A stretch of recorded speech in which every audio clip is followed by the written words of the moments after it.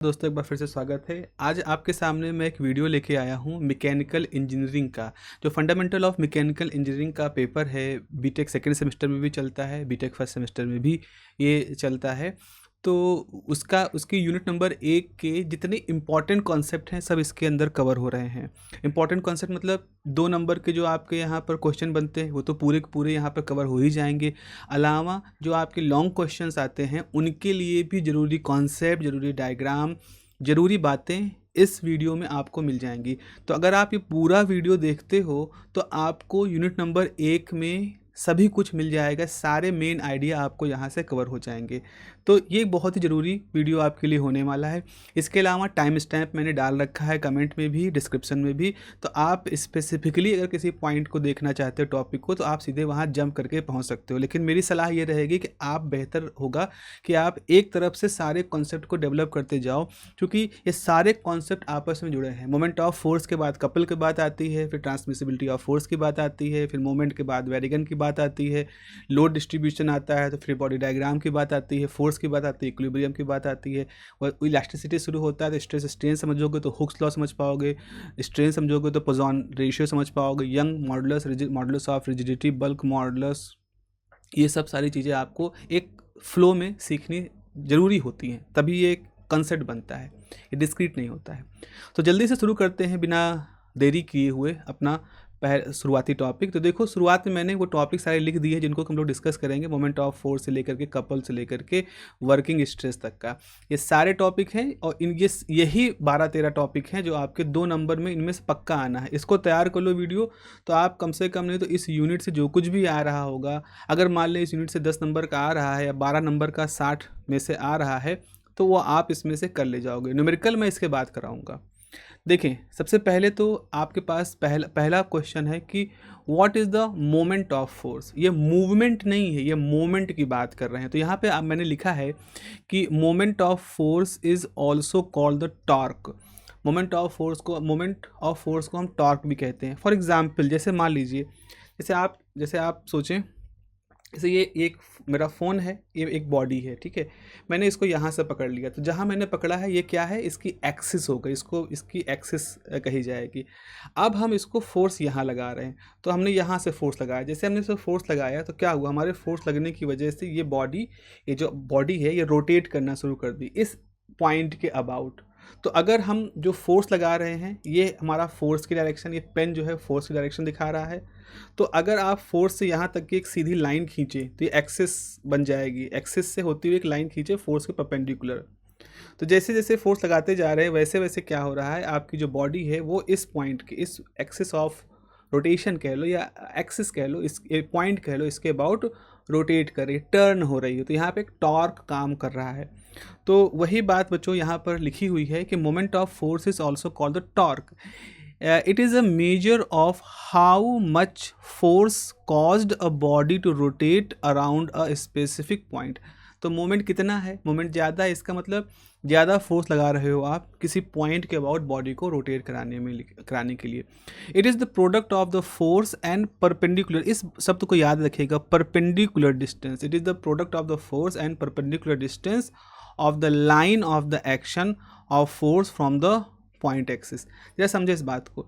जैसे आप इस डायग्राम को देखो, यहाँ आपके पास एक फोर्स है, ठीक है, इस फोर्स है और ये आपकी एक्सिस जा रही है पॉइंट ओ से होते हुए। तो आपको ओ से एक सीधी लाइन ड्रॉ करनी है, फिर जो फोर्स है उससे सीधी लाइन ड्रॉ करनी है, इस तरह की दोनों एक दूसरे के 90 डिग्री पर काटें। तो तब आपका डिस्टेंस r बनेगा और ये जो फोर्स है ये आपका f बनेगा। तो आपने क्या किया, moment about point o is equal to f into R. Basically r cross f cross product होता है। तो यहाँ पर साइन की वैल्यू 1 है, अगर हमने 90 डिग्री की बात हो रही है तो ये सीधे r इंटू एफ की बात आ जाती है। और इसकी जो डायरेक्शन होती है मोमेंट की, वो राइट हैंड थंब रूल से आप देते हो। तो अगर फोर्स की उंगलियों की दिशा में रख रहे हो तो अंगूठा जो होगा वो मोमेंट को दिखाएगा। तो आप देख लो दूसरा डायग्राम है, यहाँ पर m नॉट मतलब o के अबाउट, m o है वो एक्सिस, पॉइंट o के अबाउट मोमेंट है और फोर्स आपका इस तरह, तो राइट हैंड थंब रूल से अगर उंगलियों को फोर्स डायरेक्शन में रखोगे तो अंगूठा आपका मोमेंट ऑफ फोर्स को शो करेगा। अच्छा, कहाँ इसका यूज होता है? तो बच्चों देखो, ये सीसॉ का गेम है, तो सीसॉ गेम में आप देखो यहाँ पर ये सपोर्ट है, तो एक तरफ मास m1 है, उसकी डिस्टेंस a है, एक तरफ मास m2 है, उसकी डिस्टेंस b है।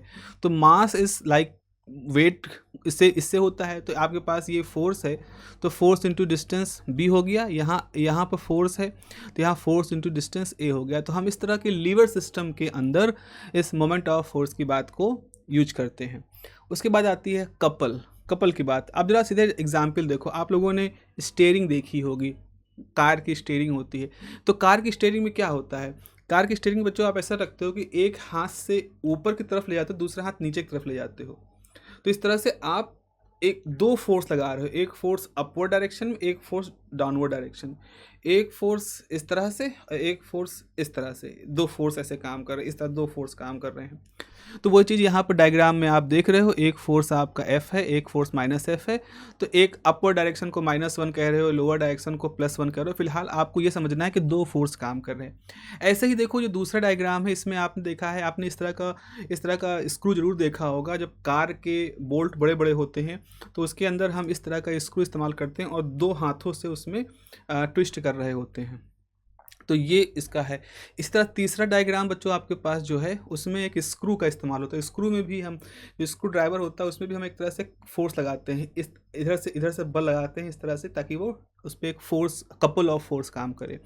तो यहाँ पर आपके सामने लिखा हुआ है, क्या लिखा हुआ है आपके सामने देखें कि a couple of force is system of two parallel forces. A couple of force is system of two parallel forces. दो पैरेलल फोर्स होते हैं that are equal in magnitude and opposite in direction. तो देखो, steering में एक force ऊपर एक force नीचे अपोजिट होता है और उनके बीच में एक डिस्टेंस होती है। आप ऐसा नहीं होते दोनों, आप स्टीयरिंग में दोनों हाथ एक तरफ से करके ऐसे नहीं कर रहे हो, आप एक डिस्टेंस है और इस तरह से उसको चला रहे हो।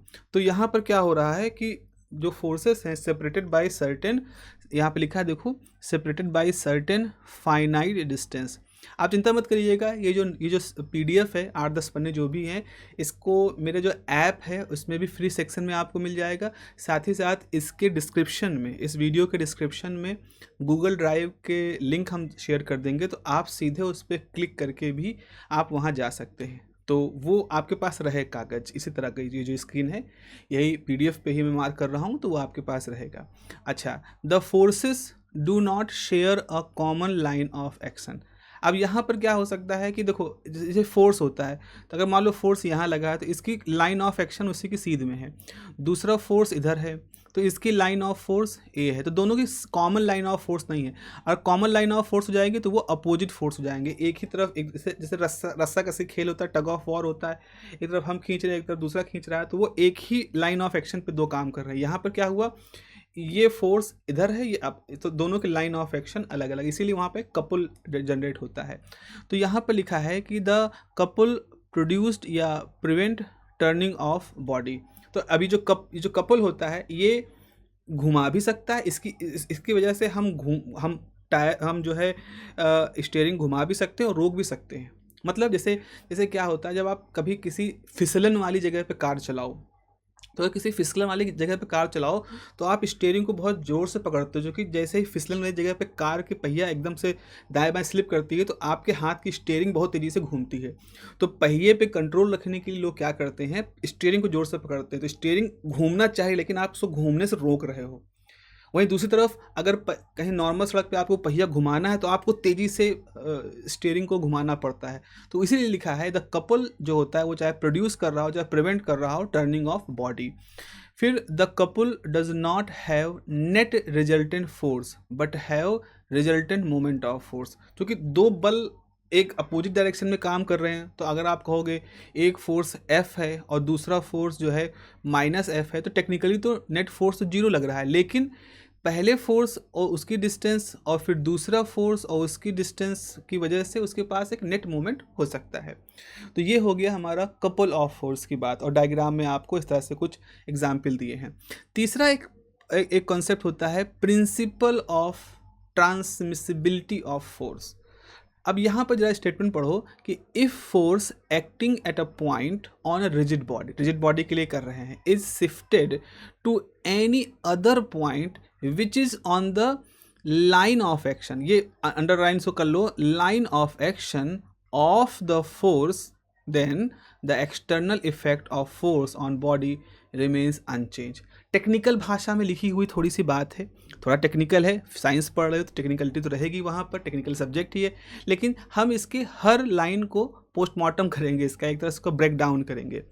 अब जरा इस डायग्राम को देखो, डायग्राम में आपके पास ये एक क्या दिख रहा है, एक कोई बॉडी है, रिजिड बॉडी है, ठीक है, और उस पर हम पॉइंट ए पर एक फोर्स लगा रहे हैं और उसी फोर्स की दिशा को आगे बढ़ा दिया तो ये इसका लाइन ऑफ फोर्स हो गया। इस पर हमने एक पॉइंट बी भी बना दिया, एक पॉइंट सी बना दिया है।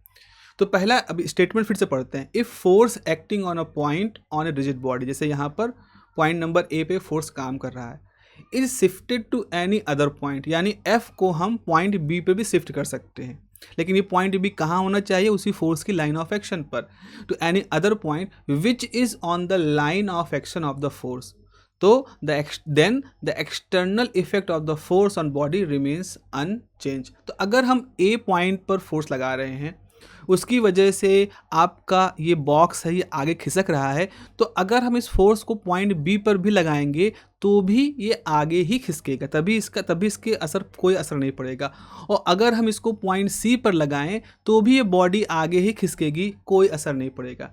ये बिल्कुल वैसा हो रहा है जैसे आपके पास अगर एक इस तरह से एक कोई फ्रिज है, मान लो बहुत बड़ी अलमारी जिसके नीचे खिड़की, जिसके नीचे पहिए लगे हैं, तो पहिए लगी हुई जो अलमारी है उसको आप इधर से किसी तरह से पुश कर रहे हो या उसको आप ऐसे पुल कर रहे हो, खींच रहे हो उसी पॉइंट पे, तो दोनों का असर वही होगा, आपकी अलमारी आगे ही बढ़ेगी। तो अगर आप उसी पुश करने की जो दिशा है और पुल करने की जो लाइन ऑफ एक्शन अगर सेम है तो पुश पुल से कोई फ़र्क नहीं पड़ेगा, अलमारी आराम से स्मूथली आगे बढ़ती रहेगी। तो कई बार ट्रांसमिसिबिलिटी ऑफ फोर्स को पुश पुल के एग्जाम्पल से भी समझा सकते हैं, लेकिन मेरे ख्याल से आपको ये टेक्निकल डेफिनेशन ज़रूर याद रखनी पड़ेगी। देखो होता क्या है, principle of transmissibility of force या इस तरह के जब आपसे क्वेश्चन पूछे जाते हैं तो आप उसी समय तत्कालिक रूप से कुछ जवाब लिख करके चले जाते हैं, वो जवाब जो स्टैंडर्ड आंसर है उससे अलग होता है। देखो ठीक है, 3 इडियट मूवी आपने देखी है, उसमें मशीन की परिभाषा होती है, लेकिन this is the harsh reality, you have to write something, you have to write a standard definition. अगर स्टैंडर्ड डेफिनेशंस ऐसे ही ना हुई होती है, मतलब स्टैंडर्ड डेफिनेशन की कोई भी वैल्यू ना हो रही होती तो किताबों में ना लिखी जा रही होती, तो आपको कुछ हद तक स्टैंडर्ड डेफिनेशन को याद करना पड़ेगा, क्योंकि इसको जिन लोगों ने लिखा है उन्होंने बहुत आगे का सोच के लिखा है, आगे की बहुत सारी चीज़ों को अवॉइड करते हुए बहुत ही प्रिसाइज डेफिनेशन आई है, और बहुत मेहनत की जाती है डेफिनेशन बनाने में, बहुत ज़्यादा उस पर मशक्क़त होती है, लोग इतनी जल्दी एक्सेप्ट नहीं करते कोई डेफिनेशन साइंटिफिक कम्युनिटी में। तो आप कोई डेफिनेशन दी जा रही तो उसको वैसे ही दरकिनार मत कर दीजिएगा, बल्कि कोशिश करिएगा कि उसके हर टर्म को समझ करके उसको लिखने का प्रयास करिए। तो यहाँ पर फिर से पढ़ रहा हूँ, if the force acting at a point on a rigid body is shifted to any other point which is, कौन सा point, which is on the line of action of the force, the external effect of the force on the body remains unchange. तो देखो situation number 1, situation number 2, situation number 3 में हमने force को ए पे लगाया, B पे लगाया और सी पे लगाया, और ये ए बी सी तीनों पॉइंट एक ही लाइन ऑफ एक्शन पे हैं, तो इसकी बॉडी की डायनेमिक्स पे कोई भी फर्क नहीं पड़ा। थोड़ा सा और अगर एलेबोरेटिव फॉर्म में आप इसको समझाना चाहें तो आगे लिख सकते हैं कि above figure represented the principal of transmissibility of the force. Transmissibility मतलब ट्रांसफ़र कर दो, ए से बी पे कर दो, बी से सी कर दो, कोई फर्क नहीं पड़ेगा।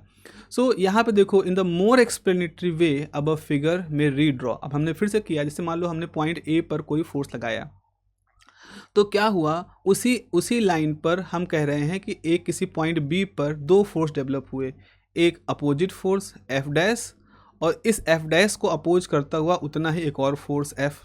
अब देखो एफ और एफ डैश एक दूसरे को न्यूट्रल कर देंगे, तो अगर न्यूट्रल कर देंगे तो पॉइंट बी पर फिर आप एक फोर्स मान सकते हो एफ। तो जो फोर्स आपका पॉइंट ए पे था अब वो पॉइंट बी पे काम करता हुआ दिख रहा है। तो यहाँ लिखा है हेयर अ बॉडी जो कि रिजिड होनी चाहिए is subjected to a force F. देखो ये पहला फोर्स जो रेड कलर का बना है, इस पर अप्लाई हो रहा है। Along the line of action at point B two equal and opposite forces are develop, internally develop हुए इक्विलिब्रियम में, जिसको एफ डैश और एफ है। अब यहाँ पर resultant effect is unbalance force F. अब यहाँ पर क्या हुआ, एफ जो था, एफ डैश जो था वो तो एफ के अपोजिट में था तो बैलेंस हो गया, लेकिन अनबैलेंस फोर्स एफ बचा और वो एफ जो है वो पॉइंट बी पे काम कर रहा है। जिसे similar effect is observe at point C. इसी तरह से अगर हम आगे बढ़ जाएं और हम कहें पॉइंट बी पर, तो कहें पॉइंट बी पॉइंट सी पर एक फोर्स इधर है, एक फोर्स इधर है, ये दोनों फोर्स बैलेंस हो जाएगा तो पॉइंट सी पर एक फोर्स एफ काम कर रहा है। तो इस तरह से आप ये कह सकते हो कि ट्रांसमिसिबिलिटी ऑफ फोर्स कहता है कि उसी लाइन पर आप फोर्स कहीं भी लगाओ, लाइन ऑफ एक्शन अगर चेंज नहीं हो रहा है तो बॉडी की डायनेमिक्स पे कोई फर्क नहीं पड़ेगा।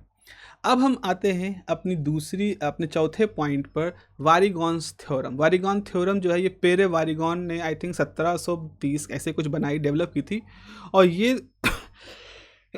थ्योरम उनके मरने के बाद एक तरह से समझी गई, पॉपुलर हुई, प्रिंट हुई, पब्लिश हुई, और वेरिगन का नाम फिर लोगों ने जाना, लेकिन तब तक वो दुनिया में नहीं थे।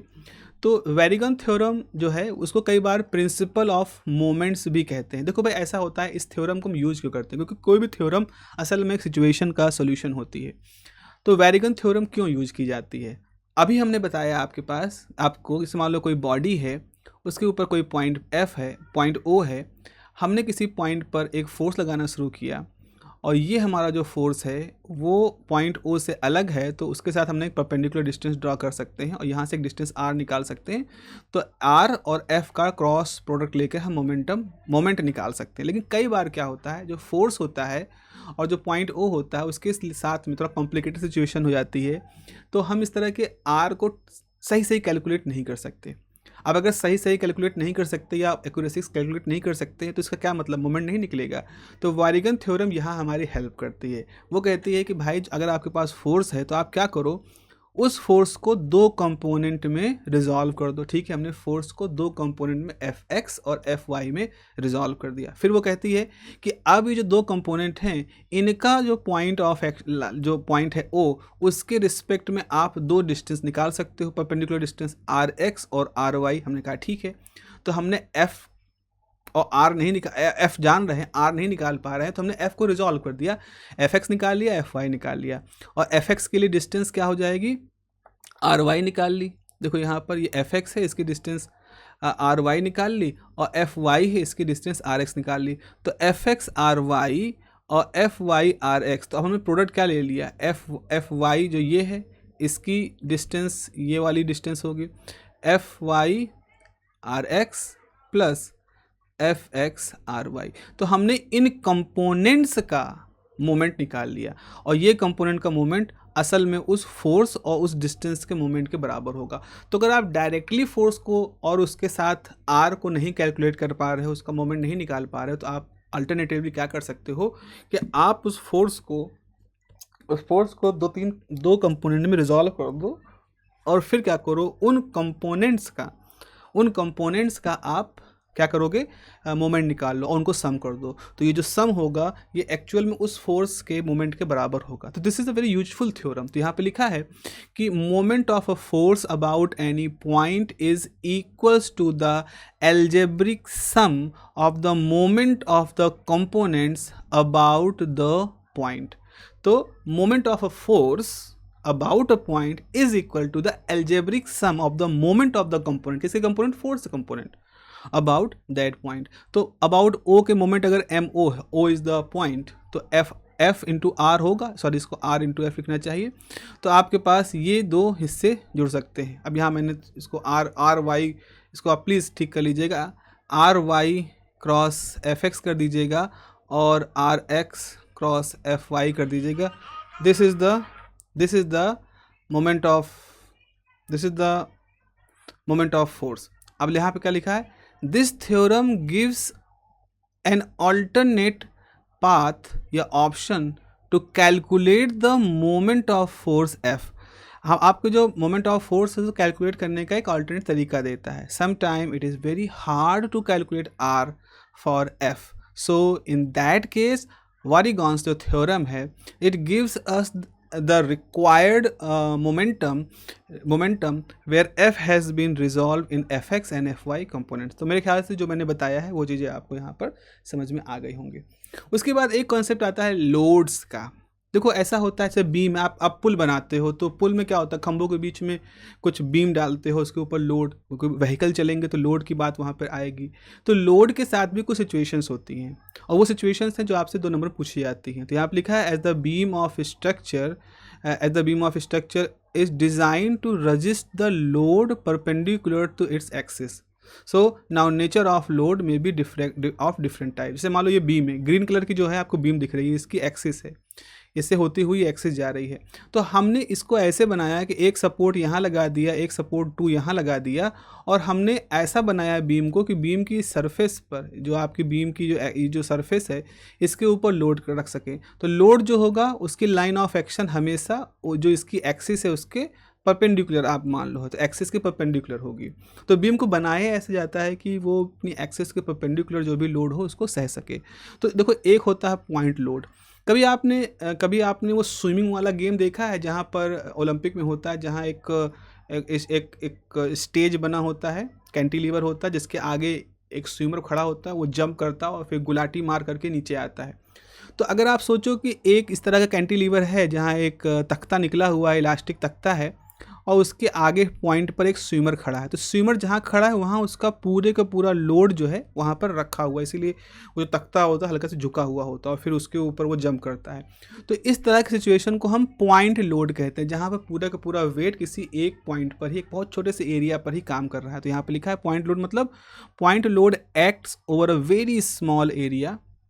ठीक है। उसके बाद दूसरा है uniformly distributed load. Uniformly distributed load में क्या होता है कि this load acts over a finite length of the beam. जो पूरी बीम है, जैसे पुलों के बीच में, 2 खंभों के बीच में हमने एक लोहे गार्डर डाल दिया, बीम बना दिया है, तो पूरी बीम पर एक समान रूप से वेट मेंटेन है। So it is type of the load. So in this type of load distribution the intensity of loading. अब now what do you mean by intensity of loading? Intensity of loading का मतलब होता है load weight per unit length, उसको intensity of loading कहते हैं। तो जो यूनिफॉर्म डिस्ट्रीब्यूशन लोड होता है, इसलिए उसका नाम यूनिफॉर्म, मतलब एक समान रूप से बिखरा हुआ। अभी आप इसके बहुत अच्छे से एग्जाम्पल देखोगे। तो यहाँ पर क्या होता है, इंटेंसिटी ऑफ लोडिंग हो is constant over the length of beam and it is measured eight kilo Newton पर मीटर। तो मतलब ऐसा होता है कि अगर हमने सड़क बनाई है उन 2 खंभों के बीच में पुल पे, तो एक समान मोटाई की सड़क बनाई है। अच्छा, जैसे यहाँ पे देखो, अगर ये हमारी बीम है तो हमने जो भी मैटर यहाँ पे डिस्ट्रीब्यूट किया, मान लो ये हमने सड़क बनाई, कंक्रीट का स्ट्रक्चर बनाया, जो भी कुछ किया वो यूनिफॉर्म है। तो अगर यहाँ पर भी 50 किलो का वजन है, तो यहाँ 50 किलो, यहाँ 50 किलो, यहाँ 50 किलो, तो सारा 50 किलो का वजन पूरी बीम पर दोनों सपोर्ट के बीच में इक्वली डिस्ट्रीब्यूट है, इसलिए इसको यूनिफॉर्म डिस्ट्रीब्यूशन कहते हैं, क्योंकि वो इक्वली डिस्ट्रीब्यूट हुआ है।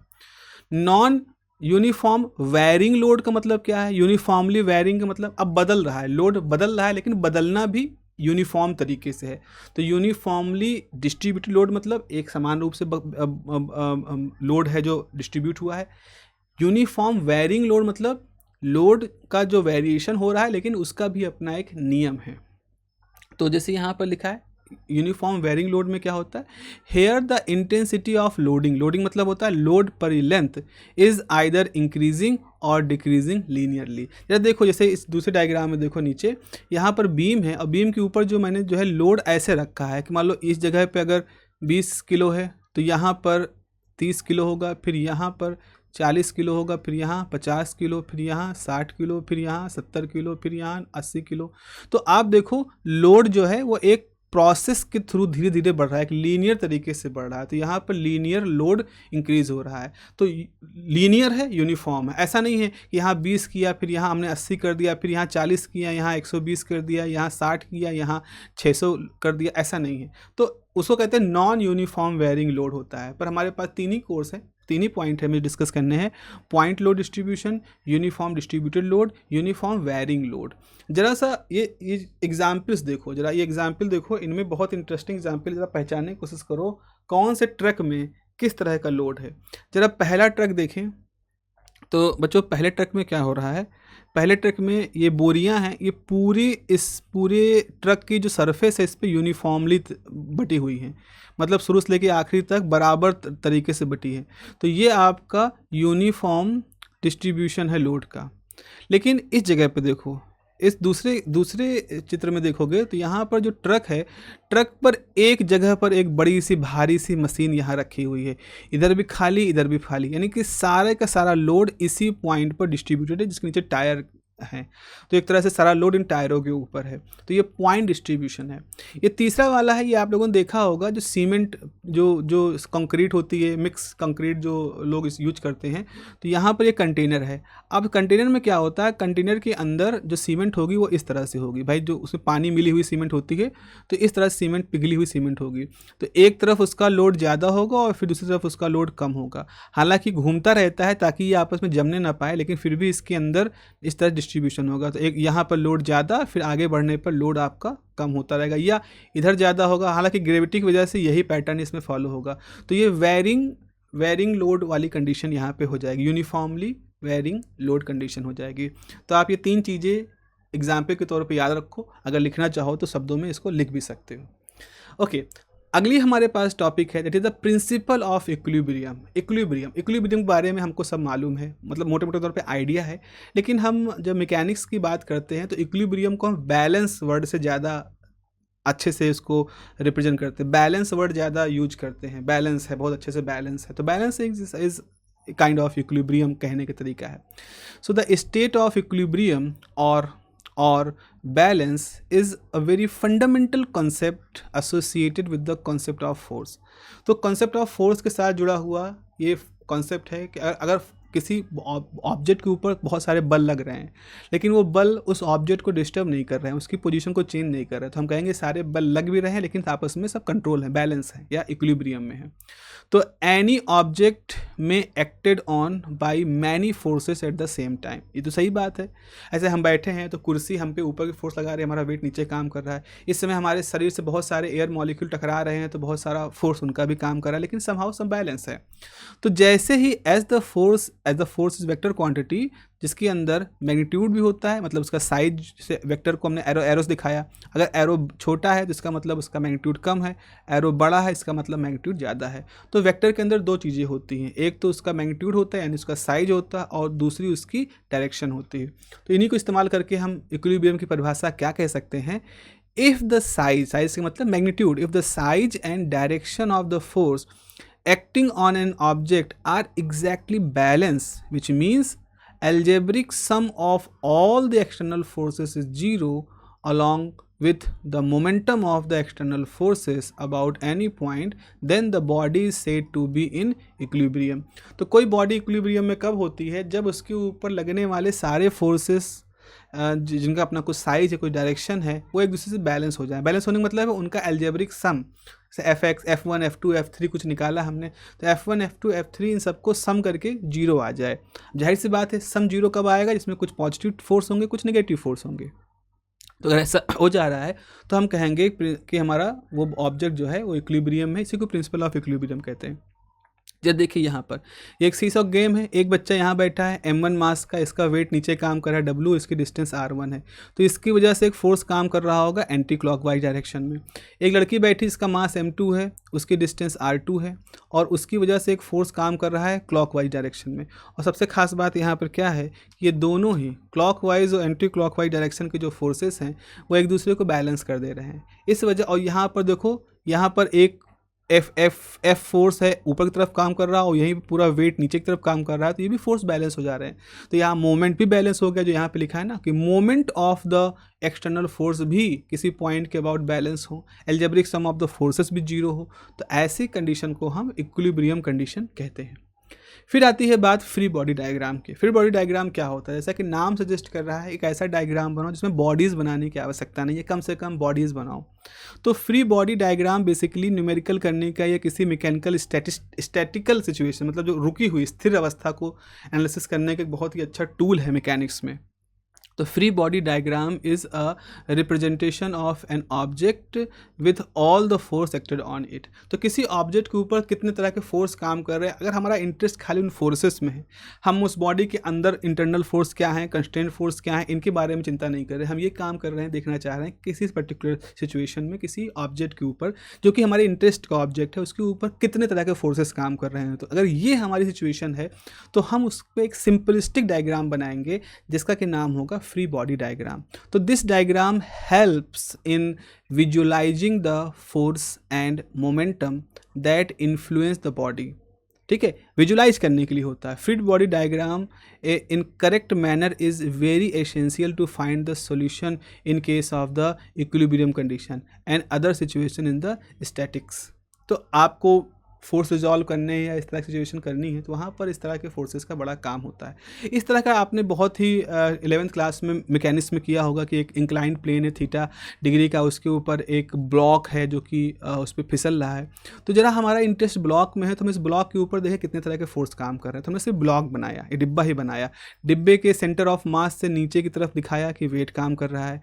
ओके, इस सेंटर ऑफ मास पर एक सरफेस की वजह से एक नॉर्मल फोर्स काम कर रहा है, रगड़ रहा होगा सरफेस पे तो यहाँ एक फ्रिक्शनल फोर्स काम कर रहा होगा। मान लो एक फोर्स उस पर आगे की तरफ काम कर रहा है। तो हमने इस ब्लॉक जो कि वो हमारा इंटरेस्ट का टॉपिक है उस पर हमने केवल फोर्सेस देखे। तो weight, normal force, frictional force, हमारा रिजल्टेंट फोर्स जो है इफेक्टिव फोर्स है, एक्सटर्नल फोर्स है, वही केवल बनाए हैं। तो ये आपका फ्री बॉडी डायग्राम हो गया जिसके बारे में हम इंटरेस्टेड हैं। तो ये सिंप्लीफाई करने के लिए होता है हमारी सिचुएशन को। अब आते हैं अगले टॉपिक पर जिसका कि नाम है इलास्टिसिटी, प्रत्यास्था। इलास्टिक, कोई ऑब्जेक्ट इलास्टिक है। इलास्टिक मतलब क्या होता है, आप लोगों ने स्प्रिंग वगैरह को देखा होगा। तो स्प्रिंग देखते हो तो उसमें क्या होता है, रबर बैंड जैसे है, स्प्रिंग है, तो जैसे ही आप उसको खींचते हो तो खींच जाती है। आप खींचना मतलब समझ लो एक तरह से बाहर से फोर्स लगाना हुआ। तो आप जैसे उस पर फोर्स लगाते हो तो उस फोर्स की वजह से वो खींच तो जाती है, लेकिन जैसे ही फोर्स हटाते हो तो अगेन वो अपनी पुरानी पोजीशन में आ जाती है। तो हम कहते हैं भाई इसके अंदर इलास्टिक प्रॉपर्टी है। और वो एक बहुत ही इंपॉर्टेंट प्रॉपर्टी होती है क्योंकि बहुत सारे मटेरियल ऐसे होते हैं जिनको कि हम यूज करने वाले हैं, चाहे वो लोहे की रॉड हो, सरिया हो, बीम हो, मेटल के वायर हो, उन सब में थोड़ी बहुत इलास्टिक प्रॉपर्टी होती है, अपनी अपनी क्षमता होती हैं। और ये सारे ऑब्जेक्ट चूँकि हमको यूज करने हैं, टूल बनाने में, हमें पेंचकस बनाना है तो हमें लोहा इस्तेमाल करना होगा, स्टील इस्तेमाल करना होगा, हमें तार बनाने हैं, कॉपर एल्युमिनियम इस्तेमाल करने होंगे, हमें पुल बनाने हैं, सरिया इस्तेमाल करनी होगी, मोटे मोटे वायर इस्तेमाल करने होंगे। तो हमें ज़रूरी है जानना कि उनकी इलास्टिक प्रॉपर्टी कैसे, जो कि उसी के आधार पर हम एक रिलायबल स्ट्रक्चर खड़ा कर पाएंगे। एक ऐसा स्ट्रक्चर जो कि हम गारंटी ले सकते हैं या हम श्योर हो सकते हैं कि इस समय के साथ ये अपनी स्थिरता को बनाए रखेगा। तो इलास्टिक बिहेवियर की स्टडी करना बहुत ज़रूरी होता है और ये बिहेवियर ऑफ मटेरियल के साथ जुड़ा हुआ है। और मैकेनिक्स की जो कुछ 3 ब्रांचेस होती हैं जो बहुत जिसके ऊपर मैकेनिक्स टिकी है, उसमें एक ब्रांच ये भी है कि बिहेवियर ऑफ मटेरियल आपको मालूम होना चाहिए, क्योंकि आप उस मटेरियल को यूज करके आगे अपना काम करने वाले हो। तो जब उसका व्यवहार नहीं मालूम है तो कैसे तुम इस बात के लिए अश्योर हो सकते हो कि इस चीज़ का यूज करके हम एक रिलायबल स्ट्रक्चर बना पाएंगे। तो वहाँ पे लिखा है कि इन static we analyze the behavior of rigid body in the presence of external force apply over it। हाँ भाई, बाहर से बल लगाएंगे और हम देखेंगे कि हमारा ऑब्जेक्ट कैसे व्यवहार कर रहा है। Practically the external force deform the body up to certain limit. अब जरा समझो बच्चों, जब रिजिड बॉडी की परिभाषा दी जाती है तो थ्योरेटिकली कहा जाता है रिजिड बॉडी एक ऐसी बॉडी होती है जिसके ऊपर अगर फोर्स लगाएं तो वो बॉडी उस फोर्स की वजह से किसी तरह का डिफॉर्मेशन ना शो करे। लेकिन ये थ्योरेटिकली सही है, प्रैक्टिकली ऐसा नहीं होता है। प्रैक्टिकली जो बॉडी होती हैं उनमें कुछ ना कुछ डिफॉर्मेशन होता ही होता है, दैट इज़ अ फैक्ट, आप उसको अवॉइड नहीं कर सकते हो। तो अब हम कहेंगे कि stress is the reaction to a force that act on unit area of the object. तो अब क्या होता है कि जब हमने किसी बॉडी के ऊपर फोर्स लगाया तो हमने जब बल लगाया तो बॉडी ने अंदर ही अंदर हमारे बल के लिए एक प्रतिक्रिया दी। भाई अगर मेरे पास ये बॉडी है, ऑब्जेक्ट है, तो ये रिजिड है। रिजिड मतलब हम इसको अपने हाथ से दबा रहे हैं, ये इस पर असर नहीं पड़ रहा है। लेकिन जब हमने इसको प्रेस करना शुरू किया, जब हमने इसको इस तरह से किया, तो जिस पर्टिकुलर मोमेंट पे हमने इसको फोर्स लगाया, इस पर्टिकुलर मोमेंट पर हमारे फोर्स के अगेंस्ट इस बॉडी के अंदर एक अपोजिंग फोर्स आएगा, जरूर आएगा। वो बॉडी के अंदर से आ रहा हो, क्योंकि इस प्लास्टिक की भी मॉलिक्यूलर स्ट्रक्चर है, बॉन्डिंग स्ट्रक्चर है, इसका अपना ठोस है, तो ठोस अपनी अवस्था को बनाए रखने गुण इसके अंदर है। तो जब हम बाहर से बल लगाएंगे तो उस बल के रिएक्शन के रूप में अंदर भी एक बल डेवलप होगा। तो वो जो अंदर बल डेवलप हो रहा है उसको हम स्ट्रेस कह रहे हैं। देखो यहाँ पे लिखा है, वैसे स्ट्रेस इज द रिएक्शन, प्रतिक्रिया है, reaction to the force that act on the unit area of the object. तो ऑब्जेक्ट की यूनिट एरिया पे जो हम बाहर से फोर्स लगा रहे हैं उसकी प्रतिक्रिया है हमारा stress. So this reaction is internal, और ये कहाँ से हो रहा है? बॉडी के अंदर से हमारे बाहर वाले बल के लिए प्रतिक्रिया लग रही है। So when the force exceeds the capacity of body, a failure या deformation occur, and that is why stress analysis is important for any mechanical system. मेरा कहने का मतलब ये है कि ये ऑब्जेक्ट है, ठीक है, हमने इसके ऊपर बल लगाया, अब हम बल लगाते जा रहे हैं, लगाते जा रहे हैं, मान लो मेरे पास बहुत ज़्यादा ताकत है, तो एक समय ऐसा आएगा कि मेरा बल इतना ज़्यादा हो जाएगा कि ये बॉडी, इसके अंदर जो प्रतिक्रिया हो रही है, अब वो मेरे बल को नहीं सह पा रही है, और जब बल को नहीं सह पाएगी तो मेरे बल की वजह से मेरा हाथ इस बॉडी के अंदर घुस जाएगा, इसको तोड़ता हुआ चला जाएगा, इसमें फ्रैक्चर हो जाएगा, इसमें डिफॉर्मेशन हो जाएगा, टूट जाएगा। तो हर बॉडी, कोई भी बॉडी हो, कुछ भी हो, सरिया हो, लोहा हो, प्लास्टिक हो, रबड़ हो, लकड़ी की कुर्सी है, ये लकड़ी की मेज है, इसमें बैठ रहा हूँ, ये पेन है, इसको अगर हम तोड़ना चाहें तो नहीं टूटेगा, लेकिन एक समय ऐसा आएगा कि हम इतना बल लगा सकते हैं कि टूट जाए।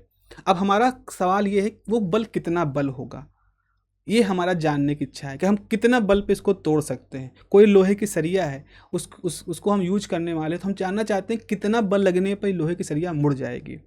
अब क्यों जानना चाहते हैं, उसके पीछे हमारी मंशा ये है कि हो सकता है उसका इस्तेमाल करके हम ये जानना चाहते हैं कि हम जो स्ट्रक्चर बनाएंगे उसकी स्ट्रेंथ कितनी हो। ये सारी चीज़ें होती हैं मैकेनिकल इंजीनियरिंग में, सिविल इंजीनियरिंग में हमको करनी होती हैं।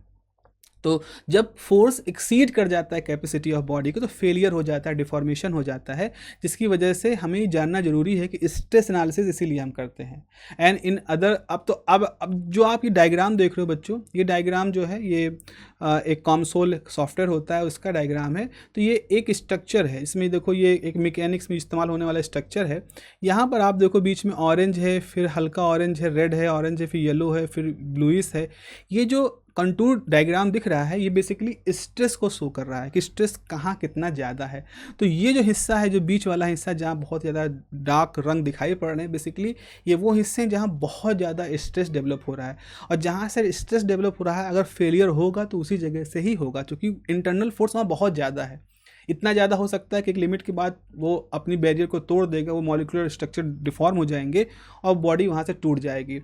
तो इसलिए हम जब भी कोई ऑब्जेक्ट बना रहे होते हैं, इस तरह का कोई हिस्सा बना रहे होते हैं किसी मशीन का, तो उसके कंपोनेंट की स्ट्रेस एनालिसिस करते हैं। अब तो बहुत सारे सॉफ्टवेयर भी आ गए हमारे सामने, जिनसे हम उनकी मॉडलिंग करके जान सकते हैं कौन सा हिस्सा कितने फोर्स पर मजबूती शो करेगा और कितने फोर्स के बाद उसकी मजबूती हमारे किसी काम की नहीं रह जाएगी।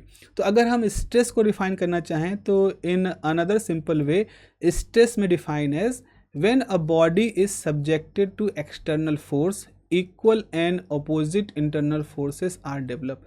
अगर बॉडी को सब्जेक्ट होता है किसी एक्सटर्नल फोर्स से, तो उसके बराबर ही अंदरूनी एक बल डेवलप होता है at the various cross section of the body. This resisting force is called the stress. तो बाहर से आपने बल लगाया और वस्तु के अंदर एक बल डेवलप हुआ, स्ट्रेस डेवलप हुआ, जो बल अंदरूनी बल डेवलप हुआ उसको हम स्ट्रेस कहते हैं। तो स्ट्रेस के लिए क्या हो गया, आपका जो वो इंटरनल फोर्स है अपॉन एरिया कर दोगे, तो फोर्स की यूनिट न्यूटन है, एरिया का मीटर स्क्वायर है, तो सिग्मा, ग्रीक एक सिंबल है सिग्मा इस्तेमाल हो रहा है। जरा देखो इस डायग्राम में क्या हो रहा है। इस डायग्राम को मैंने नीचे बनाया है, आपके पास ये एक रेक्टेंगुलर बीम है। तो बीम में आप जो एक ग्रीन कलर के जो एरो दिख रहे हैं, ये बाहर से लगने वाले फोर्स हैं, और जो एरिया है वो मान लो ए एरिया पे काम कर रहा है। तो फोर्स अपॉन एरिया को हम प्रेशर कहते हैं। तो हम कह रहे हैं बाहर से जो प्रेशर काम कर रहा है वो एफ अपॉन ए है, मान लो पी है। अब इस फोर्स पर यूनिट एरिया की वजह से इस बॉडी के अंदर भी उतना ही क्रॉस सेक्शनल एरिया है, और उस क्रॉस सेक्शनल एरिया पे जो इंटरनली फोर्स अपॉन एरिया है उसको प्रेशर ना कह के उसको हम स्ट्रेस कहते हैं।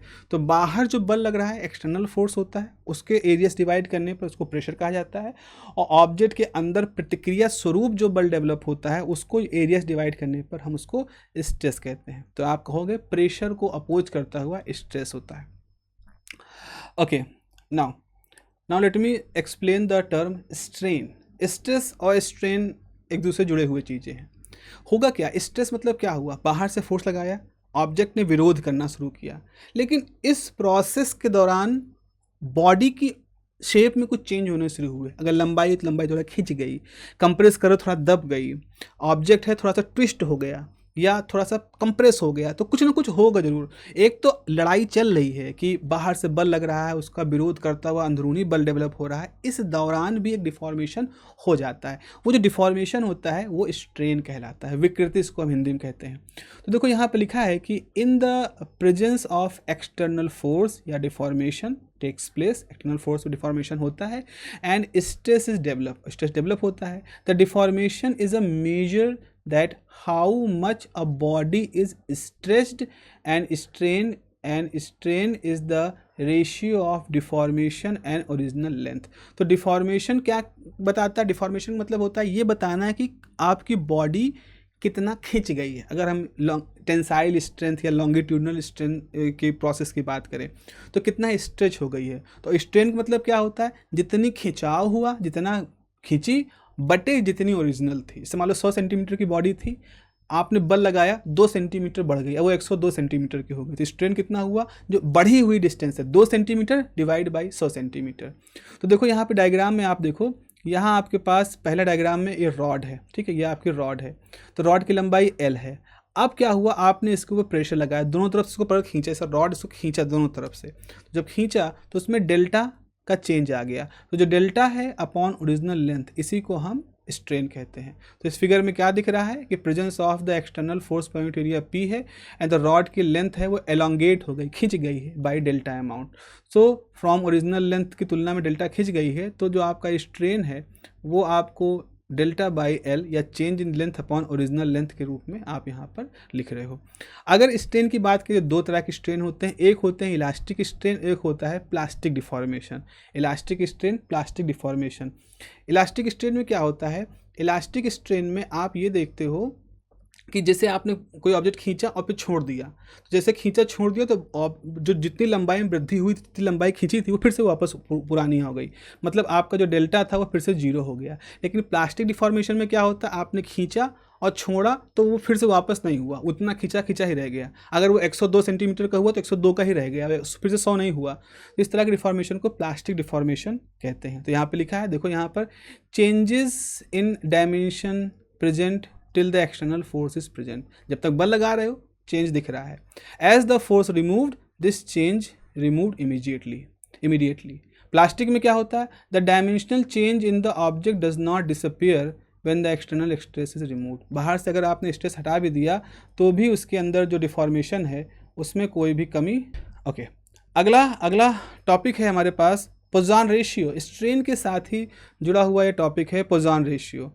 कि पोज़ॉन रेशियो क्या होता है, पोज़ॉन रेशियो की वैल्यू क्या होती है। देखो पोज़ॉन रेशियो, पोज़ॉन एक मैथमेटिशियन थे, फिजिसिस्ट थे। तो इसमें उन्होंने कहा कि for an elastic object in the presence of external force transverse contraction strain and longitudinal extension strain both are develop. मतलब जैसे आपके पास ये बॉडी है, ये सिलेंडर है आपके पास, मान लो आपने इसको खींचना शुरू किया। जब खींचना शुरू करोगे तो खींचेगा, और खींचने की वजह से केवल इसकी लंबाई में ही वृद्धि नहीं होगी कि आपने थोड़ा सा लंबा ही हो गया, कहीं ना कहीं बीच से थोड़ा सा पतला भी हो जाएगा, ये थोड़ा सा पतला भी हो जाएगा। तो एक तो इस तरह से कमी हो रही है और एक इस तरह से लंबाई बढ़ रही है। तो ये जो परपेंडिकुलर वाला है इसे कहेंगे ट्रांसवर्स कंट्रैक्शन स्ट्रेन, और जो लंबाई में चेंज हुआ इसे कहेंगे लॉन्गिट्यूडनल एक्सटेंशन स्ट्रेन। तो पोज़ॉन ने ये इफेक्ट देखा था कि दो तरह के चेंज वहाँ पर होते हैं, कंस्टेंट स्ट्रेन दो तरह के होता है, ट्रांसवर्स कंट्रैक्शन स्ट्रेन, एक लॉन्गिट्यूडनल एक्सटेंशन स्ट्रेन। अब उनका रेशियो क्या होगा? तो so the two constants are E long, E trans, इनको हम शॉर्ट फॉर्म में लिखते हैं। ई लॉन्ग मतलब ट्रांसवर्स कॉन्ट्रैक्शन स्ट्रेन, और sorry longitudinal extension strain E long, और ई ट्रांस मतलब होता है ट्रांसवर्स कंट्रैक्शन स्ट्रेन। सो यहाँ पर है द कंट्रैक्शन स्ट्रेन या compressive deformation is negative while the extension is positive. तो जो ये वाला जो परपेंडिकुलर डायरेक्शन में उसकी डायमीटर कम हो रही है वो नेगेटिव नेचर का होता है, कंप्रेशन को नेगेटिव कहते हैं और एक्सटेंशन को हम पॉजिटिव कहते हैं।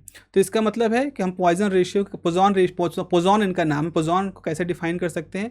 For elastic object the ratio of the transverse compression strain and longitudinal extension strain या tensile strain is always a constant, and this constant is called the Poisson ratio. New से इसको represent करते हैं और new होगा minus, minus हमने क्यों लगाया, ताकि वो जो ट्रांसवर्स कंट्रैक्शन स्ट्रेन है उसको बैलेंस कर सके। तो epsilon transverse upon epsilon longitudinal यहाँ पर आ गया। अब देखो यहाँ पर डायग्राम बना है, ये ओरिजिनली जो सिल्वर, ये जो ऑरेंज कलर का डायग्राम है, ये ओरिजिनल ब्लॉक था। जैसे हमने उस पर एफ फोर्स लगा के खींचा तो आप देखो वो इस तरह से कंप्रेस कर गया, वो लॉन्गिट्यूडनल डायरेक्शन में कंप्रेस कर गया, थोड़ा सा कंप्रेस कर गया। तो पहले अगर उसकी डायमीटर डी थी तो अब उसमें डेल्टा डी की कमी आ गई, मतलब डेल्टा डी बाई इधर हो गया, डेल्टा डी बाई इधर हो गया। तो दोनों तरफ से देखो इतना इतना सिकुड़ गया और साथ ही साथ ये थोड़ा सा खिंच भी गया। तो डेल्टा एल टाइम जो है इसमें खिंचाव भी आ गया है। तो इसके अंदर दो तरह के डिफॉर्मेशन हुए हैं। तो जो लैटरल स्ट्रेन है वो होगा delta D by D minus, क्योंकि कंप्रेशन हो रहा है, और जो लॉन्गिट्यूडनल स्ट्रेन है वो डेल्टा एल बाई एल है। तो पोजॉन रेशियो क्या हो जाएगा, न्यू बराबर माइनस, तो माइनस माइनस ये है तो ये आपका प्लस हो जाएगा, और इसकी वैल्यू माइनस माइनस ये जो है इसका प्लस हो जाएगा। तो आपके पास जो न्यू है, न्यू की वैल्यू जाएगी L by D, delta D by delta L, derivative वाला टर्म यहाँ पर आ जाएगा। ये सब चीज़ों की स्टडी इलास्टिक प्रॉपर्टी की रॉबर्ट हुक ने भी की थी। तो यहाँ पर एक हुक्स लॉ भी हमारे सामने है। हुक्स लॉ कहता है the strain of the material is proportional to the applied stress. जितना आप बल लगाओगे, जितना स्ट्रेस डेवलप होगा उतना स्ट्रेन डेवलप होगा, and within the elastic limit of the material. तो किसी ऑब्जेक्ट की प्रत्यास्था बनी रहे उसी सीमा के अंदर जितना उस पर स्ट्रेन लगाओगे वो उतने ही, वो स्ट्रेन जो डेवलप हो रहा होगा वो स्ट्रेस के प्रोपोर्शनल होगा। तो आपने स्ट्रेस और स्ट्रेन की प्रोपोर्शनलिटी देखी, तो स्ट्रेस को हमने सिग्मा से डिनोट किया और आपका ये एप्सिलॉन है या ई है। तो यहाँ पर जब दोनों प्रोपोर्शनलिटी कांस्टेंट हटेगा तो यहाँ पर कैपिटल ई आ गया। तो E is the proportionality constant and इसे मॉडुलस कांस्टेंट कहते हैं।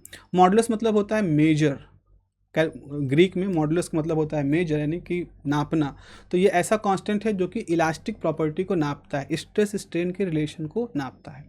अब यहाँ पर जो आपके पास डायग्राम है वो दिख रहा है कि जो रेड कलर की लाइन है लीनियर लाइन है, लीनियर है। तो यहाँ पर आपका जो बिहेवियर है ये भी लीनियर है, जैसे y is equal to M X. Just a minute, battery कम है, ठीक है। तो जो लाल रंग की लाइन है ये लीनियर को शो कर रही है, मतलब कि y is equal to M X behaviour है। तो यहाँ पर अगर आपने स्ट्रेस को, डेल्टा को यहाँ से रिप्रेजेंट किया, स्ट्रेन को आप ऐसे रिप्रेजेंट कर रहे हो, तो ये y और x का ग्राफ है, और आपका जो ये कांस्टेंट है, मॉडुलस कांस्टेंट है, वो इस लाइन का स्लोप है, इस लाइन का स्लोप है। लेकिन हम ये देख रहे हैं कि ये एक जो ये डैश्ड कर्व है ये प्रैक्टिकल बिहेवियर है। तो प्रैक्टिकली क्या होता है, कुछ दूर तक लीनियर फॉलो होता है, उसके बाद ये अपना रास्ता बदल देता है, नॉन लीनियर हो जाता है। ऐसे ही अगर आप कंप्रेशन कर रहे हो तो कुछ देर तक तो लीनियर कंप्रेशन होगा, उसके बाद ये नॉन लीनियर हो जाता है। तो कंप्रेशन और इलांगेशन एक हद तक लीनियर होते हैं, यानी कि हुक्स लॉ जो है एक लिमिट तक फॉलो होता है और उसके बाद वो हुक्स लॉ फॉलो नहीं होता। तो वो सीमा जब तक हुक्स लॉ फॉलो होता है उसे कहते हैं इलास्टिक लिमिट। तो इलास्टिक लिमिट क्या होती है, इलास्टिक लिमिट वो स्ट्रेस स्ट्रेन की सीमा है जिस जब तक आपका स्ट्रेस और स्ट्रेन लीनियर बिहेवियर शो करता है। इसके बाद अगर आपने और स्ट्रेस लगाया तो फिर हमारी बॉडी के अंदर ऐसा बदलाव आना शुरू हो जाएगा जो कि रिकवर नहीं हो सकता। जैसे आप कोई स्प्रिंग है, जैसे आपने वो क्लिक वाले पेन होते हैं उनमें स्प्रिंग होती है, अगर उस स्प्रिंग को हल्का सा खींच के छोड़ोगे तो वापस हो जाएगा, लेकिन थोड़ा ज़्यादा खींच दोगे तो वो एक लंबा खींची रह जाएगा, फिर वापस अपनी पोजीशन पे नहीं आती है। तो वो एक तरह से डिफॉर्मेशन हो गया, यानी हुक्स लॉ से ज़्यादा आपने उसके ऊपर फोर्स अप्लाई कर दिया। अब आपके पास जो मॉडुलस थे इनके तीन तरीके, तीन प्रकार होते हैं। एक को यंग मॉडुलस कहते हैं, दूसरे को बल्क मॉडुलस कहते हैं और तीसरे को मॉडुलस ऑफ रिजिडिटी कहते हैं। तो थॉमस यंग ने इसकी स्टडी की थी शुरुआत में, और तो उनके नाम पर यंग मॉडुलस है। तो यहाँ पे लिखा है कि when external force is applied along the length wise या tensile, length wise comma tensile और कंप्रेशन इज ऑब्जर्व। मतलब यंग मॉडुलस कब हम स्टडी करते हैं, यंग मॉडुलस की स्टडी कब इंपॉर्टेंट होती है, जब हम किसी ऑब्जेक्ट के ऊपर टेंसाइल मतलब उसकी लंबाई के अलोंग या तो हम बल लगा रहे हो, खींच रहे हो, कंप्रेस कर रहे हो, तो उस समय यंग मॉडुलस की प्रॉपर्टी हमारे लिए काम की होती है। जैसे मान लो आपके पास एक सपोर्ट है, सपोर्ट पे आपने एक लोहे की बीम टांग रखी और लोहे की बीम से आपने हुक टांग रखा है। अब हुक पे जैसे आप वेट लगाते हो तो क्या होता है, ये जो बीम है थोड़ा सा खिंच जाती है। अब जब खिंच जाती है तो कौन सा मॉडुलस इसकी प्रॉपर्टी को बताएगा, यंग मॉडुलस। या आपके पास कोई इस तरह की रॉड है, आप उसके ऊपर वेट रखते हो, थोड़ा सा कंप्रेस हो जाता है, अपनी लंबाई के अलॉन्ग कंप्रेस हो जाता है, तो कौन से मॉडुलस से इसकी स्टडी की जा सकती है? Young modulus. तो वही लिखा है, यंग मॉडुलस कब इस्तेमाल होता है? When the external force is applied along length wise tensile या कंप्रेशन इज ऑब्जर्व, तब यंग मॉडुलस का काम होता है। So young modulus represented the stiffness of material against the extension या कंप्रेशन। तो आप उसको खिंचाव कर रहे हो या उसको कंप्रेस कर रहे हो, तो इन दोनों स्थितियों में आपका जो ऑब्जेक्ट है वो कैसा बिहेवियर शो कर रहा है, कैसा स्टिफनेस शो कर रहा है, इस चीज़ को समझाता हुआ हमारा जो मॉडुलस होता है, that is called the young modulus. ठीक है, तो देखो यहाँ पर आपने ये लिख रखा है कि यंग मॉडुलस की परिभाषा क्या है? लॉन्गिट्यूडनल और टेंसाइल स्ट्रेस अपॉन लॉन्गिट्यूडनल या tensile stress upon tensile strain. जैसे आपके पास दूसरे डायग्राम को देखो, यहाँ आपके पास एक सिलिंड्रिकल ऑब्जेक्ट है जिसकी लंबाई ओरिजिनल L है, आपने इसके ऊपर फोर्स लगाया F, इस क्रॉस सेक्शनल एरिया इसका कितना है? A है, इसकी लंबाई में चेंज हो गया डेल्टा L। तो टेंसाइल स्ट्रेस क्या हो गया? जो फोर्स लगा रहे हो अपॉन जो एरिया है। टेंसाइल स्ट्रेन क्या हो गया? जो change in length upon original length. तो यंग मॉडुलस क्या हो गया है? Tensile stress upon tensile strain. Rearrange करोगे आपके पास ये फॉर्मूला यहाँ पर आ जाएगा। बल्क मॉडुलस की बात करें, जैसा कि मैंने बताया, मॉडुलस का मतलब होता है मॉडुलस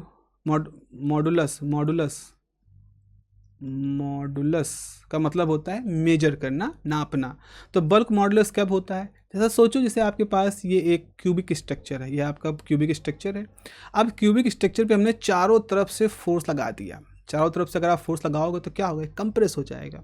तो जैसा आपने बगल में देखा, ये आपका कंप्रेस हो गया। तो ये जो कंप्रेशन, मतलब प्रेशर लगाने से चेंज इन वॉल्यूम जो हुआ है, इसको समझाने के लिए जिस मॉडुलस को हम यूज़ करते हैं उसको हम बल्क मॉडुलस कहते हैं। तो यहाँ पे लिखा है कि bulk modulus is measure of the opposition of a body to bulk compression. तो कोई बॉडी चारों तरफ से बल लगाने पर कितना ज़्यादा कंप्रेस हो जाती है, उसको नापने वाला जो फैक्टर होता है उसको हम नाम देते हैं बल्क मॉडुलस।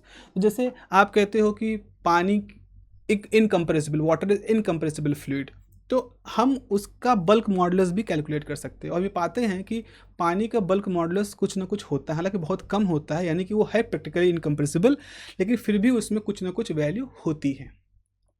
तो बल्क मॉडुलस की परिभाषा क्या निकल के आएगी प्यारो? तो bulk modulus is the ratio of the pressure applied to the body, यानी dP, and the resulting relative decrease in the volume. तो डिक्रीज कह रहे तो माइनस साइन होगा dV/V। तो ये आपका स्ट्रेन हो गया, वॉल्यूम स्ट्रेन हो गया, और dP जो हो गया वो एक तरह से मान लो स्ट्रेस हो गया।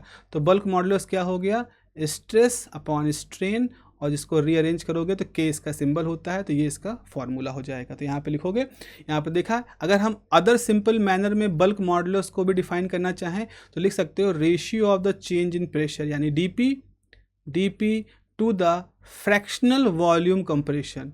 तो आपने माइनस dV/V को क्या नाम दे दिया? इसको नाम दे दिया फ्रैक्शनल वॉल्यूम, मतलब dV/V कंप्रेशन के लिए माइनस। तो बहुत ही आधी लाइन में, एक लाइन में परिभाषा कहें तो bulk modulus is the ratio of the change in the pressure to the fractional volume compression. तीसरा है हमारे पास प्यारो मॉडुलस ऑफ रिजिडिटी।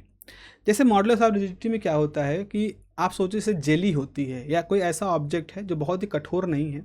जैसे ये क्यूबिक स्ट्रक्चर है, इसमें एक एच है, इसकी हाइट जो है मान लो सब एच है, इसका जो क्रॉस सेक्शनल, इसका जो सरफेस एरिया है वो ए है। हमने क्या किया, इसकी टॉप पर एक फोर्स लगाया एफ टेंजेंशियल फोर्स, जो कि सतह पे के सरफेस के अलॉन्ग लग रहा है। तो उससे क्या हुआ, दूसरा डायग्राम देखो कि ये जो नीचे वाली सरफेस थी, ये नीचे वाली सरफेस तो अपनी जगह पे फिक्स रही, लेकिन चूंकि ऊपर वाली सरफेस फोर्स लग रहा था तो ऊपर वाली सरफेस जो है वो थोड़ा सा आगे झुक गई। तो आगे झुकी, कितना एंगल बनाया? अल्फ़ा। अब अगर हम tan अल्फ़ा निकालें तो डेल्टा x/h होगा। अब चूंकि अल्फ़ा स्मॉल है तो tan अल्फ़ा बराबर हो जाता है अगर अल्फ़ा स्मॉल होता है, तो डेल्टा x/h आ जाएगा। तो यहाँ पे एक अल्फ़ा आ गया। तो नीचे वाली सरफेस तो अपनी जगह पे फिक्स रही, लेकिन ऊपर वाली बच्चों जो सरफेस थी वो अपनी जगह से टिल्ट हो गई। डेल्टा x डिस्प्लेसमेंट वो पुरानी पोजीशन से आगे की तरफ आ गई। तो इस तरह से ये जो प्रॉपर्टी है इसको शो करती है मॉडुलस ऑफ रिजिडिटी। यहाँ कंप्रेशन नहीं हुआ, यहाँ केवल उसमें एक तरह का बदलाव हुआ, एक तरह से अलग हिस्सा अलग महसूस कर रहा है, दूसरा हिस्सा अलग महसूस कर रहा है बिहेवियर।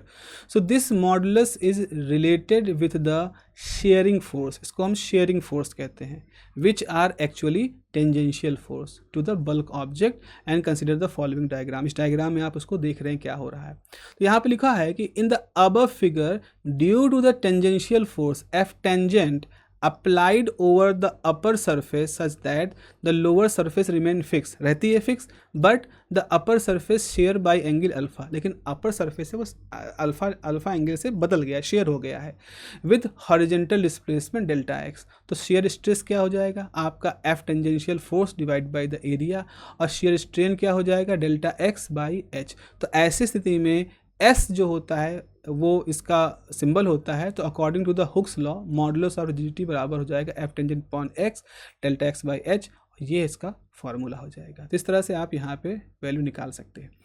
इसके बाद एक और टॉपिक आपसे पूछा जाता है कि what are the brittle materials and what are the ductile materials. Brittle materials क्या होते हैं, डक्टाइल मटेरियल्स क्या होते हैं। जरा आप राइट साइड में इस डायग्राम को देखो। इस डायग्राम में बहुत सारी चीज़ें हैं जो हमको समझने की ज़रूरत है। स्ट्रेस को हमने वाई एक्सिस पर रखा, स्ट्रेन को हमने एक्स एक्सिस पर रखा, और शुरू में जब हमने स्ट्रेस और स्ट्रेन का बिहेवियर देखा तो पहला कर्व देखो, पहला कर्व में आपका लीनियर बिहेवियर शो हो रहा है। लीनियर बिहेवियर शो होने का मतलब हुक्स लॉ फॉलो हो रहा है। एक पॉइंट पहुंचता है जिसके बाद से कर्व हमारा बेंड होता है, मतलब अब वो लीनियर के बजाय नॉन लीनियर होना शुरू हुआ, हुक्स लॉ वहाँ फॉलो नहीं हो रहा है। तो यहाँ काफ़ी ज़्यादा स्ट्रेस आ चुका है। इतना स्ट्रेस आने के बाद क्या हुआ, इस जगह पर थोड़ी दूर पर आते ही ये टूट जाता है। इस पॉइंट के बाद आगे ग्राफ इसलिए नहीं चूँकि यहाँ टूट चुका है। तो आपके पास जो एरिया है, इस पूरे कर्व का जो एरिया है वो क्या दिखा रहा है, ये पूरे कर्व का एरिया दिखा रहा है कि इस स्ट्रेस लगाने के दौरान इस बॉडी ने कितनी एनर्जी एब्जॉर्ब की, कितनी एनर्जी स्टोर की। तो हमने पाया क्योंकि हमारा कर्व स्ट्रिप था तो एरिया बहुत ज़्यादा नहीं है, यानी बहुत ज़्यादा एनर्जी स्टोर नहीं की इस बॉडी ने, बहुत ज़्यादा एनर्जी इसने नहीं सही, उससे पहले ये टूट गया। तो ब्रिटल मतलब क्या होता है, ऐसे मटेरियल जिन पर फोर्स लगाते रहो, जैसे उनका एक सर्टेन फोर्स आता है वो इमीडिएटली ब्रेक कर जाते हैं, टूट जाते हैं, जैसे बिस्किट की तरह से टक करके टूट गए। तो ऐसे मटेरियल को ब्रिटल मटेरियल कहते हैं। तो यहाँ पे लिखा है कि brittle materials absorb relatively less energy before showing the fracture. टूटने से पहले बहुत थोड़ी सी एनर्जी ही, वो कमज़ोर तरह के होते हैं, भुरभुरे कुरकुरे से हम कह सकते होते हैं। So such materials when subjected to stress it fracture with small elastic deformation. हल्का सा उनमें नॉन लीनियरिटी आई, हुक्स लॉ से जरा सा हुए और टूट गए। And without significant plastic deformation, मतलब प्लास्टिक डिफॉर्मेशन मतलब ये होता है कि हाँ थोड़ा सह रहे हैं, थोड़ा खींचे, जरा सा हल्का सा फटे पे हल्का सा खींचे, ऐसा कुछ नहीं होता। प्लास्टिक डिफॉर्मेशन तो होता ही नहीं उनके अंदर, उसी इलास्टिक डिफॉर्मेशन में ही वो ब्रेक कर जाते हैं। तो यहाँ पर अगर हम कहें तो ऊपर वाला फिगर जो है वो यही दिखा रहा है कि given figure shows that area under curve is small which means less energy absorb before fracture. तो जैसे देखो यहाँ पर हमारे पास ये एक ऑब्जेक्ट है, हमने फोर्स लगाया, जैसे ही फोर्स एक लिमिट तक पहुँचा इमीडिएटली आपका ऑब्जेक्ट वहीं से ब्रेक कर गया, टूट गया। डक्टाइल्स क्या होते हैं, डक्टाइल के बिहेवियर अलग होता है। इस डायग्राम से काफ़ी कुछ आप समझ जाओगे। डक्टिलिटी क्या होती है, ductility is the ability of material to sustain significant plastic deformation.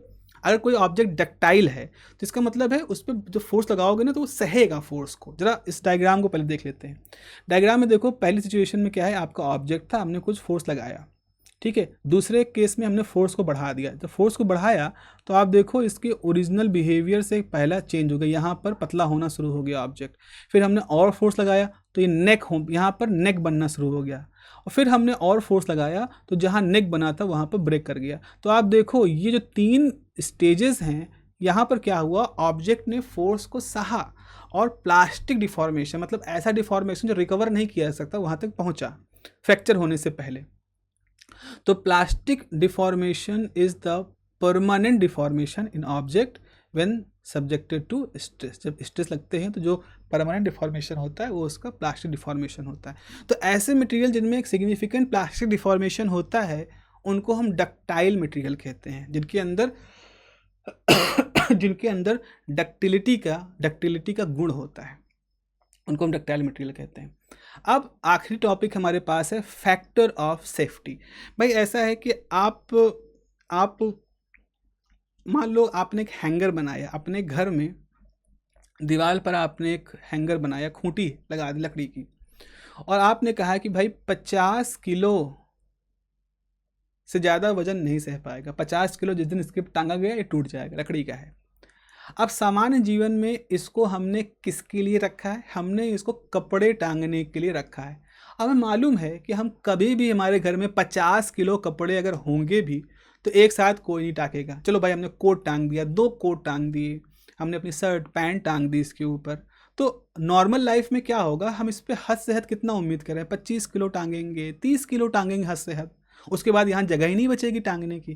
तो इतना तो हमें साफ है कि 50 किलो की क्षमता का है, तो 50 किलो तो कभी इस पे नहीं टकेगा। That is the ultimate stress. 50 kilo तो अल्टीमेट है। पूरे घर के कपड़े झोले में भर के टांग दे तब शायद 50 किलो हों, अदरवाइज नॉर्मल लाइफ में 50 किलो तो कभी नहीं होने वाला है। तो परमिसिबल क्या है भाई? परमिसिबल है 20-30 किलो तक के कपड़े टंग जाएंगे, लेकिन अल्टीमेट कितना है? 50 किलो का। तो हमने इसका एक सेफ्टी फैक्टर रख रखा है ना, कि सेफ्टी फैक्टर है। ऐसे जब पुल बनाते हैं तो पुल पे भी हम सोचते हैं कि हमारे पुल पर कितना ट्रैफिक एक समय में खड़ा हो जाए कि वो पुल उस बाहर को सह सके। एक सोचो, एक्सट्रीम सिचुएशन सोचो, मान लो कि कुछ ऐसा इमरजेंसी हुई और अचानक से पूरी ट्रैफिक को रोकना पड़ा, तो बहुत सारा ट्रैफिक हमारे पुल के ऊपर भी, से फ्लाईओवर है, फ्लाईओवर के ऊपर बहुत सारा ट्रैफिक रुका हुआ है। तो अब जब वो ट्रैफिक रुक जाएगा तो हम ये उम्मीद करते हैं कि कितना वजन उस समय उस फ्लाईओवर पे होगा, उसको एस्टिमेट करते हुए हमने पहले से खंभे बना रखे हैं। अब सवाल ये है कि आप कितना वजन सोच सकते हो? क्या आप ये सोच सकते हो कि इस पूरे पुल पर शुरू से लेकर आखिरी तक सारी डबल डेकर बसें लोगों से भरी हुई हैं, या सारे ट्रक खड़े हुए हैं जिस पे फुल कैपेसिटी माल खड़ा हुआ है? तो हम इस पुल को जब बनाएंगे तो हम यही मानेंगे कि एक ट्रक में कितना वेट भर सकता है, और अगर उस वेट के सारे ट्रक इस पुल पे खड़े हो जाएं, उतना भार ये पुल सह ले। इस मजबूती का पुल हमने पहले से बनाया है। हालांकि हमें रोज़मर्रा के जीवन मालूम है कि इतने सारे ट्रक नहीं एक साथ आते हैं, चांसेस बहुत कम है, लेकिन अगर होंगे भी तो भी उस एक्सट्रीम अल्टीमेट कंडीशन को भी ये पुल सह लेगा। तो उसके अलावा अगर कुछ भी है कि कार बहुत सारी खड़ी हैं, बहुत सारे लोग आ गए हैं पुल पे, तो इट्स ओके, कोई डरने की बात नहीं है, इट इज़ परमिसिबल स्ट्रेस। तो फैक्टर ऑफ सेफ्टी का टर्म यहाँ पे आता है, जो कि हमारे, चाहे हम कोई पेचकस ले रहे हो, चाहे स्क्रू ड्राइवर बना रहे हो, कुछ भी बना रहे हो, तो वहाँ हम इस सब का यूज करते हैं, फैक्टर ऑफ सेफ्टी को रखते हैं। भाई इतना मैक्सिमम इतनी लेवल तक ये काम कर सकता है, इससे नीचे काम करेगा, we are safe, everything is safe. तो यहाँ पर लिखा है कि for many engineering application strength test are required for material to test how much weight a material can handle. obvious सी बात है। So ductile materials deform before break and brittle materials break when they meet maximum force. Ductile materials क्या होते हैं? वो टूटने से पहले थोड़ा खींचते हैं, एकदम से टूटते नहीं, थोड़ा खींचते हैं, थोड़ा समय देते हैं हमको, हाँ खींच रहे हैं, एक अलार्म करते हैं। लेकिन ब्रिटल मटेरियल इमीडिएटली ब्रेक कर जाते हैं। तो दो तरह के मटेरियल हमारे पास हैं एक्सट्रीम सिचुएशन में। तो हम क्या करेंगे, जब भी हम डक्टाइल मटेरियल के साथ बात करेंगे तो हम उनकी यील्ड स्ट्रेंथ की बात करेंगे। यील्ड स्ट्रेंथ मतलब क्या है? जब डक्टाइल मटेरियल पतला होना शुरू हुआ, जब उसकी रेडियस में चेंज होना शुरू हुआ, उसमें नेकिंग होनी शुरू हुई, तो हम कहेंगे अरे भाई इसकी यील्ड स्ट्रेंथ आ गई, अब भागो यहाँ से, अब इसके बाद अब इसको वेट ना दो। लेकिन जब हम ब्रिटल मटेरियल का इस्तेमाल करेंगे तो हम उसके अल्टीमेट स्ट्रेंथ की बात करेंगे, क्योंकि ब्रिटल मटेरियल क्या होता है? ब्रिटल मटेरियल जब तक अपना अधिकतम भार नहीं सह लेता तो कुछ नहीं दिखाता, जैसे उसका अधिकतम भार पहुँचता है वो खट से टूट जाता है, वो नेकिंग कुछ नहीं दिखाता है। तो जब भी हम ब्रिटल मटेरियल की बात करेंगे तो अल्टीमेट स्ट्रेंथ की बात करेंगे, और जब भी डक्टाइल मटेरियल की बात करेंगे तो हम यील्ड स्ट्रेंथ की बात करेंगे। यील्ड मतलब अब उसने नेकिंग होनी शुरू हो गई, अब उसके बीच का हिस्सा पतला होना शुरू हो गया। तो मैथमेटिकली फैक्टर ऑफ आपका फैक्टर ऑफ सेफ्टी जो है वो क्या होता है? Ultimate stress upon permissible stress. FOS या factor of safety is the ratio of the ultimate stress. Ultimate stress मतलब maximum stress that a material withstand to the permissible stress, मतलब the stress या load that material expected to observe during the working. तो practically क्या होता है? Permissible stress जो होता है वो काफ़ी कम होता है अल्टीमेट स्ट्रेस से। तो न्यूमरेटर डिनोमिनेटर में आप देखोगे तो परमिसिबल अगर छोटा होता है तो फैक्टर ऑफ सेफ्टी जो है वो बहुत एक से लार्ज होता है। तो इसलिए हम हमेशा चाहते हैं कि एक ऐसा इंस्ट्रूमेंट या सिस्टम बनाएं जिसका फैक्टर ऑफ सेफ्टी लार्ज हो। फैक्टर ऑफ सेफ्टी लार्ज मतलब उसका अल्टीमेट स्ट्रेंथ की लिमिट बहुत ज़्यादा है। That is very very nice thing. Okay, तो now this is the whole unit number 1, जो 2 नंबर के, स्पेसिफिकली 2 नंबर के पॉइंट ऑफ व्यू से बहुत इंपॉर्टेंट पार्ट हैं। और लेकिन इनमें से बहुत सारी चीज़ें ऐसी हैं जिसको कि आप इसी यूनिट के लॉन्ग क्वेश्चन के साथ भी एसोसिएट कर सकते हो। तो I hope you like this. जैसा भी हो, आपके कमेंट, आपके फीडबैक का मुझे इंतज़ार रहता है। तो अपने फीडबैक, अपने कमेंट से ज़रूर मुझे अवगत कराएं कि कैसा लग रहा है आपको ये, और इसके बाद भी कौन से पेपर्स हैं जिनकी आप ये 2 मार्क्स क्वेश्चंस पढ़ना चाहते हैं। ज़रूर बताइए हमको। अपना ध्यान रखिए। Have a nice day. Take care. Bye bye.